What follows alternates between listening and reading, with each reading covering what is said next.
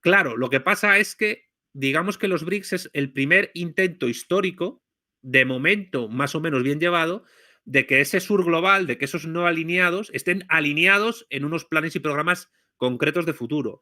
Porque independientemente del sistema político que se tenga, de la religión que tengan o de la relación que puedan tener con la Unión Europea y Estados Unidos, yo creo que todos ellos tienen un fin común, a lo mejor un poco difuso, pero es un fin común, y que están cediendo el liderazgo de ese fin común a la República Popular China. Y es el de acabar con el hegemón, digamos, anglo-germánico, judeocristiano, sobre todo protestante, que se ha ejercido en el mundo de los últimos 2 siglos. Y, y yo creo que en España no somos muy conscientes de esto, a lo mejor últimamente sí, pero el odio que se tiene en buena parte del mundo, sobre todo el sur global, al mundo anglosajón es muy fuerte. Y el odio al anglosajón unifica mucho. El amor unifica, pero es que el odio también.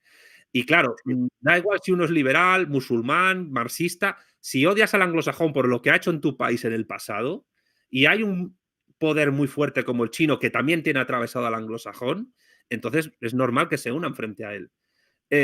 Y Rusia también odia al anglosajón. De hecho, acusaron a los anglosajones en genérico de lo que pasó con el Nord Stream, no a Estados Unidos ni al Reino Unido en particular. Porque claro, es que el Reino Unido y Estados Unidos van de la mano en muchísimas cosas. Aunque también se podría hablar de los choques que han tenido, porque en la descolonización del Imperio Británico influyó mucho la acción estadounidense también.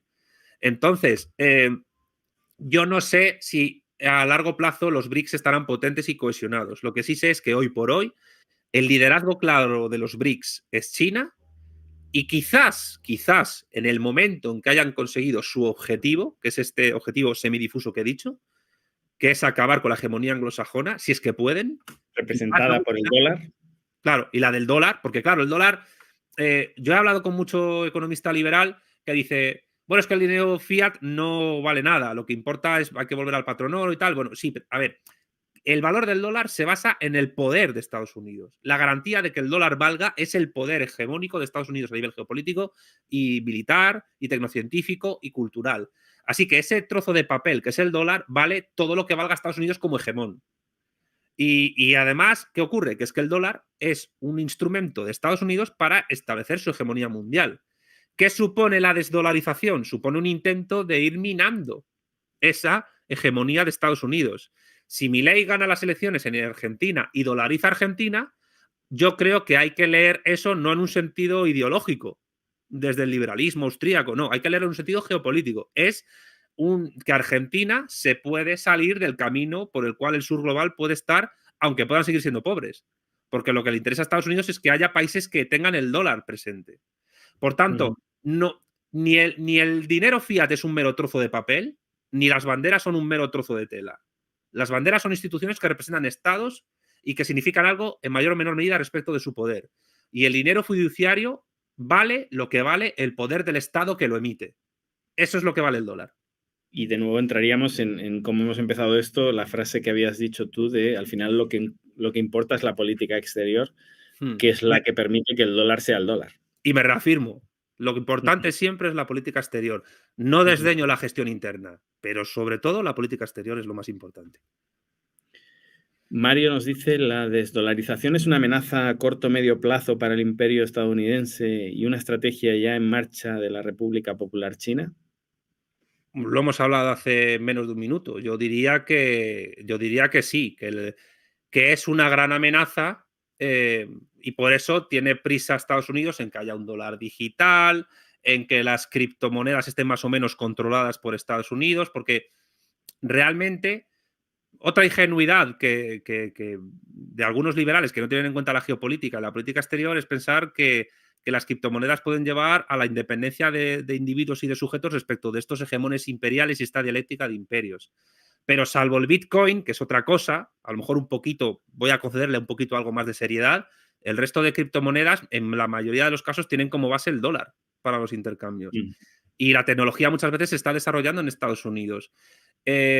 Entonces, lo que pasa es que la desdolarización hay que leerla como una forma de acción geopolítica que interesa a los BRICS. ¿Qué ha pasado en Irak con el dólar? Pues ha pasado que se han tratado pues, incluso de penar con cárcel a gente que quiera operar con dólares.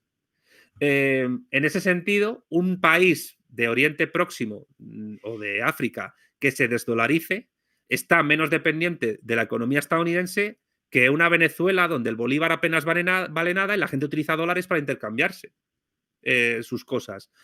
El dólar, la moneda, es siempre un instrumento de poder. Una pregunta, se nos acaba el tiempo y me quedan un par de preguntas para hacerte. Una sería, ¿puede ser? Yo suelo decir que China, por ejemplo, se lleva muy bien con los países teóricamente de izquierda, si todavía sirve esto de izquierda a derecha, No pero en sirve. cambio negocia mucho mejor con países teóricos de derecha. Y de la misma manera, ¿puede ser que China invierta más en la nueva ruta de la seda porque ahí es donde yuaniza de alguna manera y que en cambio utiliza los BRICS para desdolarizar? Porque al final los países con los que negocia China en la nueva ruta de la seda son países, entre comillas, irrelevantes, que tampoco quieren llevarse mal con Estados Unidos, quieren negociar con China, pero no se quieren meter en líos. Y en cambio es mucho más útil los BRICS para hacer ese contrapeso a Estados Unidos y enfrentarse formalmente. ¿Podría ser que esté jugando a esas dos, con esos dos modelos, uno más económico y otro más político? Podría ser. Como hipótesis de partida para análisis geopolítico y diplomático y comercial, me parece muy interesante lo que acabas de plantear. Habría que estudiarlo por mi parte, pero me parece, sí, que es plausible que los BRICS sean un elemento de presión, mientras que la franja y la ruta, tanto marítima como terrestre, porque la marítima en el fondo es la recuperación de las rutas de CNG, etcétera, son instrumentos de llegada pacífica a países, como tú dices, que no les interesa llevarse mal con Estados Unidos ni con el mundo anglosajón, pero tampoco les interesa estar excesivamente subordinados a ese hegemón anglosajón y buscan con la franja y la ruta pues conectarse con un nuevo líder que entienden que va a respetar más su idiosincrasia interna y su política interna. Sí. Y luego que las infraestructuras de la franja y la ruta no solo los unen con China, sino con todos los países, con sus propios vecinos, con los que muchas veces no tienen mucho trato comercial. Evidente, sí. Entonces, es una red neuronal que une a todos con todos. Y otra pregunta que tenía, antes has comentado que alguien te había dicho que Rusia no era un aliado de fiar de China. Y desde el punto de vista de los chinos. Pero yo he escuchado, y hemos leído todos en prensa recientemente cada vez más, la idea de Rusia se está convirtiendo en un estado vasallo de China. Que yo creo que es un poco intentar meterle miedo a los rusos para decir, cuidado, cuidado, que os va a ir mal con estos de aliados. Y un poco me corrobora esta idea de que el enemigo final es China, porque parece que intentamos traernos a los rusos de nuestro lado y decirles, cuidado, que al final por no aceptar a los americanos os vais a volver chinos, o no sé cuál exactamente es esta idea. Ese era el plan de Trump, en teoría, atraerse a Putin contra China. O sea, Trump tiene claro que el enemigo es China. El problema es que los demócratas, que tienen como enemigo a China, pues yo creo que muchas veces viven de la inercia. Quizás alguna gente, también altos cargos del Pentágono o de las clases más hegemónicas de Estados Unidos, todavía tienen la inercia de la Primera Guerra Fría. Y creo que tienen a Rusia, aunque creo que también pueden ver el acabar con Rusia como una forma previa de luego acabar con China. Por eso también a China no le interesa que Rusia se balcanice o que Rusia pierda del todo la guerra. Por eso, si una Ucrania estable bajo hegemón de Moscú se organiza, o se llega a unos acuerdos de Minsk III en los cuales el status quo que se implante en Ucrania no perjudique demasiado a Rusia ni a su idiosincrasia cultural y a su unidad, eso también beneficia a China. Entonces, claro, para China, Rusia no es de fiar por inercias históricas, pero también creo que China necesita que Rusia tenga fuerza para que no se deje arrastrar por las posibles consecuencias de una derrota suya en Ucrania. Es muy interesante el libro de China de Henry Kissinger. En ese momento, él explica cómo Deng Xiaoping estaban negociando con los norteamericanos, iban a llegar a una serie de tratados en el momento en el que cae la Unión Soviética, y en ese momento China suspende todas las negociaciones porque ya no le interesa ser tan amigo de los Estados Unidos, porque una Rusia débil cambia radicalmente las reglas del juego y convierte a Estados Unidos en alguien sin rival. Por tanto, de repente, China, que entre comillas y Estados Unidos habían conspirado contra la Unión Soviética, de repente cambian todas las situaciones, porque la idea del primero, el segundo y el tercero es que al segundo siempre le interesa que el tercero viva y al tercero que el segundo viva, para que el primero no se les escape, ¿no? Es un Sí. juego de equilibrio súper interesante ese que se da. He abusado muchísimo de tu tiempo y te lo agradezco. Me ha divertido mucho la conversación. Es súper interesante hablar contigo. Nos vamos a despedir ya, porque te tienes que ir y ya te digo, te agradezco muchísimo tu tiempo. Ojalá en algún otro momento podamos volver a hablar. Y te he pedido que trajeras un proverbio, porque los invitados al lejano oeste, que era como se llamaba mi podcast de inicio, siempre vengan con un proverbio chino, asiático, alguno que les haga tilín, que les haya supuesto algo en su vida.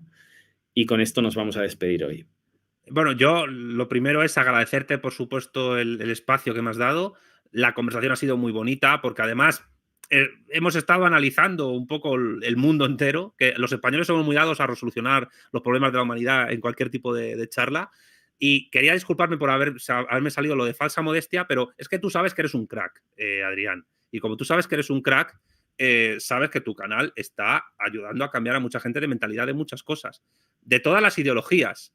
Porque tú eres de esas personas que, independientemente de tu bagaje ideológico, sabes cómo funciona el mundo realmente. Y el realismo político, la realpolitik, es algo muy importante y es algo que yo siempre respeto en cualquier persona, independientemente de la corriente ideológica de la que venga. Porque si no tienes en cuenta la realpolitik, yo creo que no sabes ni cómo funciona el mundo ni cómo funciona la historia. Por lo tanto, yo te considero un absoluto crack de YouTube, de los análisis y de redes sociales. Y dicho esto, yo sé que eres modesto, pero además creo que me he traído un proverbio que creo que es aplicable a tu labor a nivel de divulgación y que es aplicable a muchos ámbitos de la vida y que además a mí me gusta mucho, ¿no? Que es, debes ingresar a la guarida del tigre para atrapar a sus cachorros. Que en el fondo es como el mito de la caverna de Platón. Es decir, ¿qué es la guarida del tigre? Pues están los cachorros del tigre. ¿Cómo te puedes hacerte cómo puedes atrapar a sus cachorros? Pues entrando en la guarida y raptándolos o convenciéndoles de que salgan contigo. Y muchas veces esa guarida del tigre es digamos, es un cerrojo ideológico que puede tener mucha gente de cualquier tendencia política a la hora de entender el mundo. Y cuando hay gente como un cachorro, que es un ser que se está formando en la vida y que está aprendiendo a caminar sobre el mundo, llegamos algunos, sobre todo tú, y les hablamos de cómo funciona realmente el mundo, pues el cachorro puede quizás salir de la guarida y empezar a ver el mundo exterior y empezar a relacionarse con el mundo exterior tal y como es, y salir de la protección de la guarida donde está. En teoría, el tigre o la tigresa tiene que enseñar al cachorro a valerse por sí mismo, aunque muchas veces es más por una inercia biológica que por otra cosa, por lo que puede desarrollarse. Pero yo entiendo que este proverbio, debes ingresar a la guarida del tigre para atrapar a sus cachorros, puede leerse pues desde el mito de la caverna de Platón o incluso pues eso de sin riesgo o sin sacrificio no hay ganancia, el no pain, no gain de los anglosajones, de los estadounidenses, y es básicamente eso, es decir, una frase muy sabia que nos advierte que para llegar a la gente joven muchas veces tenemos que penetrar en la caverna donde esos jóvenes están adiestrados por otros que en el fondo no les hacen ver la luz de afuera y les dejan en la caverna, sea del tigre o sea de las sombras que están moviendo para que se piensen los cachorros que esas sombras son la realidad. Y no, la realidad es otra cosa completamente diferente. Me ha encantado la relación entre esta frase y la cueva de Platón, porque es súper interesante. Y te agradezco la parte en la que lo has comparado con la labor que hago y con la labor que haces tú. La verdad que qué es eso, ¿no? Y ahora que dices eso, perdón por cortarte, Adrián, pero sería muy interesante, esto para historiadores que te estén escuchando, que se analice la conexión entre la filosofía griega y la filosofía oriental. Que hay conexión más Sí, sí, sí. fuerte de la que se dice. Sí, sí, yo lo hago a veces, intento buscar esas conexiones. Es espectacular que en ese momento, que justo 2400 años atrás, se dieran en el mismo lugar los momentos de mayor lucidez, quizá, o como mínimo en los que nos basamos todavía hoy para entender el mundo, ¿no? Debes adentrarte en la guarida del tigre para atrapar a sus cachorros. Pues con esto nos despedimos. Muchas gracias a todos. Gracias, Álvaro, por estar ahí detrás apretando los botones. Y gracias, Santiago. Cuando quieras. Estás invitado a mi canal también, ya lo sabes. Muy bien. Venga, saludos a todos. Adiós. Chao.